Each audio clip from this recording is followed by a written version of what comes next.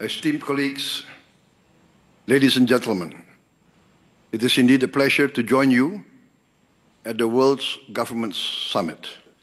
I wish I could be there in person, but my schedule made that impossible. I was just elected a few hours ago to another 5 years as General Chairman of my political party. My compliments to the organizers for their excellent work in convening this summit. Now, more than ever, the world needs platforms where leaders can share ideas and shape global events. We are at a delicate moment in history. The international landscape is evolving rapidly, marked by instability and economic protectionism. If we do not act wisely, these changes may spiral out of control. This is a time to be active architects of a future guided by peace, justice, and mutual respect. Nations, regardless of size, must uphold these principles and shield the world from unchecked conflict, whether in Ukraine, Gaza, or in other emerging crises in Africa, such as the East Congo.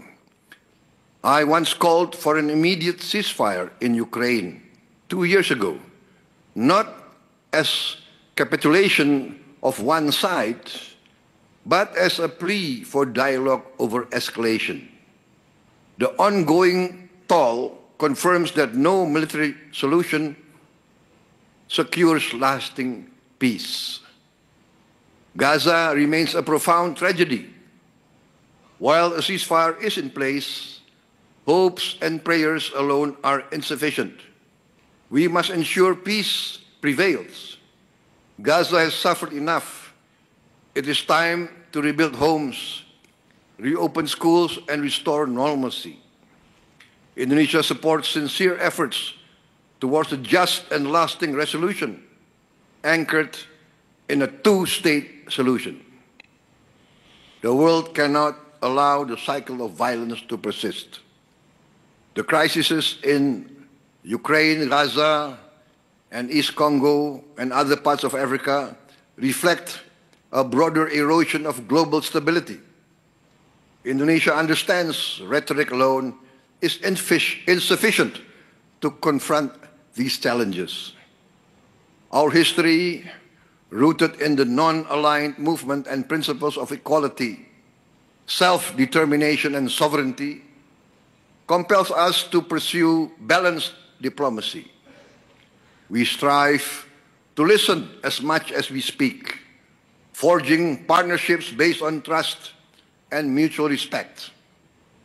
This approach guides Indonesia's participation in many international organizations. BRICS. We also apply to join OECD, CPTPP, and the Indo-Pacific Forum, advocating for dialogue among equals rather than adversaries. It also informs our relationships with major powers like the United States of America and the People's Republic of China, while safeguarding our own independence. Moving forward, Indonesia aims to strengthen its role as a force for regional stability and development, while maintaining its position as a bridge between the global north and the global south, to promote peace, cooperation, and stability. But of course, we know that to be an effective actor on the global stage, we must keep our own house in order. We must do our own homework at home.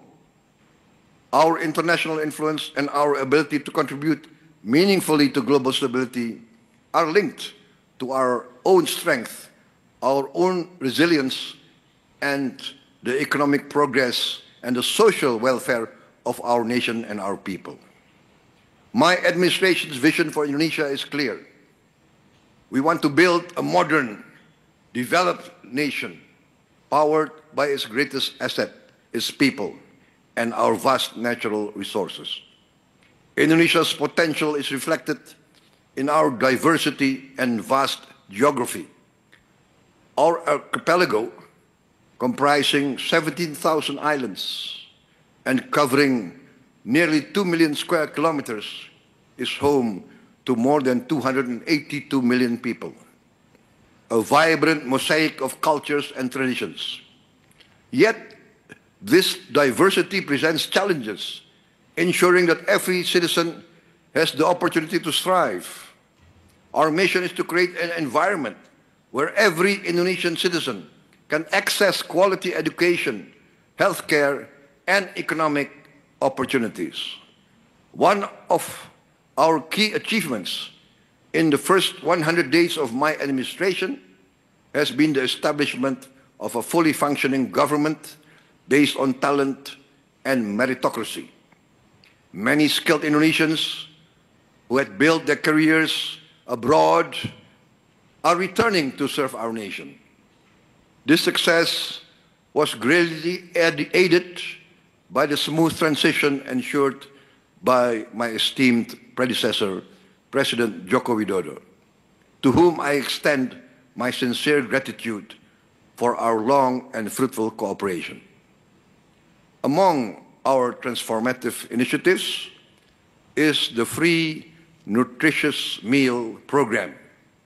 Providing a nutritious meal each day might seem modest, yet when implemented across hundreds of thousands of schools, 330,000 to be exact, from remote villages to vibrant urban centers, it becomes a significant investment in our future. Our aim for this program is to cover more than 85 million children and pregnant women in Indonesia. Also, our initiative is to offer free health checks for all Indonesians. This is to promote preventive care and early detection of health issues, fostering a healthier and more productive society, and saving a lot of money. Infrastructure development, too, has been a cornerstone of our vision. Indonesia's vast and varied geography has long isolated many communities. And to bridge these gaps, we have embarked on an ambitious program in partnership with the private sector. I'm now opening the infrastructure sector to the private sector, inviting private enterprise from foreign and domestic markets. We are building vital lifelines, roads, bridges, ports, airports, energy lines, digital networks that connect our people and stimulate local economies. Digital connectivity has received special attention too. In today's interconnected world, it is not a luxury, but a necessity. By reallocating the 6 gigahertz Wi-Fi spectrum for public use, we have effectively doubled our internet capacity. The implications are significant. A young entrepreneur in a remote village can now have the same access, the same digital resources as someone in our capital city. This ensures that every Indonesian from the remotest island to the heart of Jakarta has the same opportunity to participate in the digital economy, to learn, innovate, and prosper. Sound financial stewardship and management has been crucial to making these initiatives possible. Through careful management of state funds, we have saved more than $20 billion, equivalent to about 10% of our annual budget. These savings that were allocated to projects and programs without a clear strategy will now be used to finance more than 20 multi-billion-dollar strategic projects that will transform the country.